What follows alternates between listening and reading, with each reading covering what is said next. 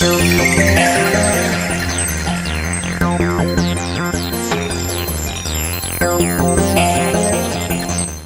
is up, Squared Nation? Welcome back to No Counters, No Combos, and today we're coming at you from the Mobile Command Center, and I want to talk about something not Set 13 related. I think we've been talking a lot Set 13 lately. I kind of want to talk a little bit about Evolution Booster. Now, I love Bandai, I love the Dragon Ball Super card game, and I pretty much love all of the products that they've put out from, Set 1 and everything in between all the way up until now, right? But I will say, maybe aside from World Martial Arts Tournament, Evolution Booster is a set that I've paid the least attention to. And it's probably something that you shouldn't overlook, right? I think we all got caught up with the hype of Set 13 coming so soon in May, and it was getting announced, at Battle Hour, and all this hype about the new archetypes and the new support and the Gohan characters, and just there was a lot going on. There was a lot of reveals. There's a lot of great cards coming out in Set 13. I think Set 13 is going to be a really good set. If you can pre-order some stuff, please feel free to do so.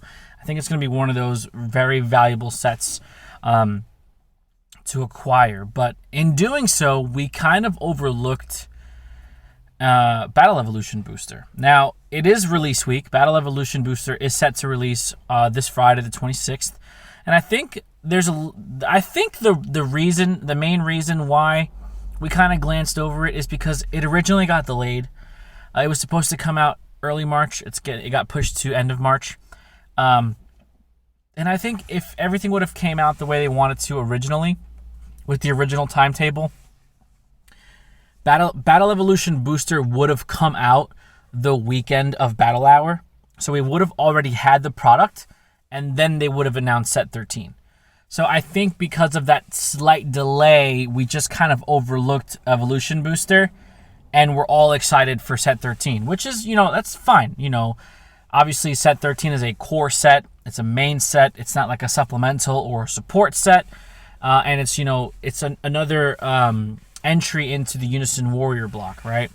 But speaking highly as a returning player, like I've come back to the game now for a few months. I started playing again last August. Evolution Booster, as I look through the card list, is the perfect jumping on point for new players. And here's why. Aside from the new cards being released to support older archetypes, there's a lot of valuable reprints in the sets. And we're not just talking about Basil, Fatal Rampage. We're not just talking about Ribrianne, Punishing Passion. We're not just talking about Obuni. I'm talking about reprints for cards like Sensubin, Flying Nimbus, Zarbon, Frieza's Attendant. Like, there's just, Kaba's Awakening, Saiyan Kaba, Horror Attacker Majin. These are just cards off the top of my head that I know are getting reprinted in Battle Evolution Booster or Evolution Booster. Supreme Kai, the Double Strike Kai. There's just a lot of good cards that are getting reprinted that might be a little more difficult to get your hands on because of how old they are. If we look specifically at Sensubin came out in Galactic Battle, which was the first ever set for Dragon Ball Super.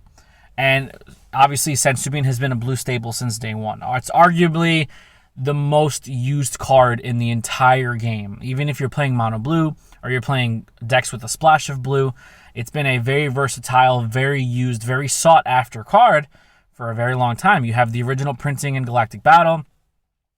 You had the alternate art printing in the Anniversary set. You had the Mag Collection set. Now you have another reprinting of Sensubin. Saiyan Kaba is another really good one-drop, take a life double strike battle card.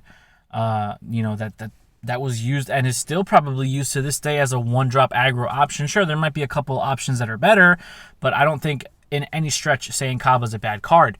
Zarbon, Frieza's Attendant, combo, restand a card. There's a lot of blocking decks right now, whether it's Apes or the new Future Gohan stuff. I've been testing Future Gohan, and Zarbon's been working like a gem because those Trunks blockers are nothing to sneeze at. You're getting 5k off you're getting 6k off of the leader and then another 5k off of Zarbon. you're talking about a 31K blocker, essentially, that you could possibly give revenge to. So there's just a lot of nice reprints in the set. And of course the money reprints, Ribrianne, Abuni, Basil, so for newer players, if you're watching this video and you're a newer player, I just saw, shout out to Danny Hype. I just saw him, posting in Facebook that he's thinking about coming out of retirement. So somebody like that, obviously to his caliber, he's very familiar with the game. He'll know, and he has a lot of resources where he can just kind of go and ask people, hey, what should I get myself into? And boom. But for those of you who are brand new, who are just getting into the card game, I think the perfect, getting on the hype train, so to speak, is Evolution Booster. Simply because it has a lot of staple reprints, and it has support for older archetypes that are very inexpensive. Obviously, the main highlights coming out of Evolution Booster are going to be the Goku's lineage support, with the SS3 in the pan. Other than that, you're talking, you could get Goku's lineage cores for like dirt cheap. I mean, you only have one starter with Grandpa Gohan because Progenitor is banned, right? So your Grandpa Gohans are like cents. Gotens just got reprinted in the set also, but there's event packs and there's promos that are super cheap. And then you can go up into the swap chain. Path to Greatness got reprinted in the Mag Collection, so that's something that you can easily get your hands on, as well as Height of Mastery. There's been a lot of cards reprinted for swap and for Goku's lineage, and there are also cards that are very easily attainable because they command such a low price tag. So, with that being said, there's a lot of Android support, with Androids, 13, 14, and 15. There's a lot of Bardock's crew support with the new 5-drop multicolor Bardock and the Gine and the Tora, which are, maybe Bardock's crew is a little more expensive because it relies on the Giant Force super rare, the 5-drop ape.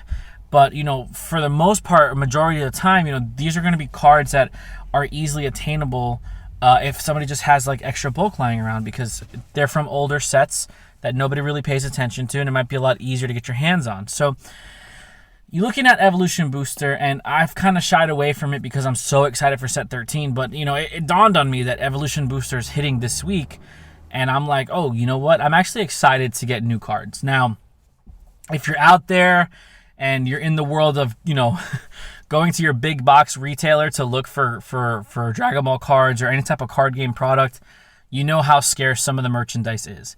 I know people have been going to Target and they've been luckily, finding packs of Evolution Booster, on the shelves earlier than Street Date, which is great. Any type of, supporting your Dragon Ball, getting your Dragon Ball product is supporting for the game regardless. But, I haven't been lucky enough to come across any packs myself, out there. So I'm really looking forward to cracking a couple packs open and seeing, cracking packs is super fun, and just seeing the ratios and, doing a case tally and stuff like that.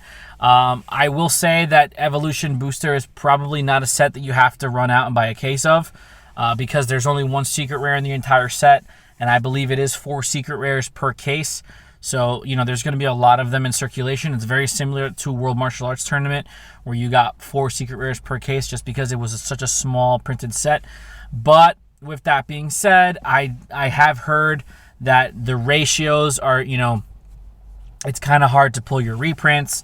It's kind of hard to pull your new exclusive SRs, for your old archetype support like the Gokus and the Pans and stuff like that. So, if you're in a position to get yourself a case, or you're in a position where you can support your LGS by buying product off of them, definitely do so. I mean, I think you'd be okay with picking up anywhere from 2 to 4 boxes. Like if you wanted a recommendation as to how much of it you should buy, I think you could start with 2 boxes, maybe cap yourself out at 4, because ratio wise and percentage wise, if you're buying 4 boxes from one case, you have a good shot of pulling a secret rare. That's just how I think, numbers in my head.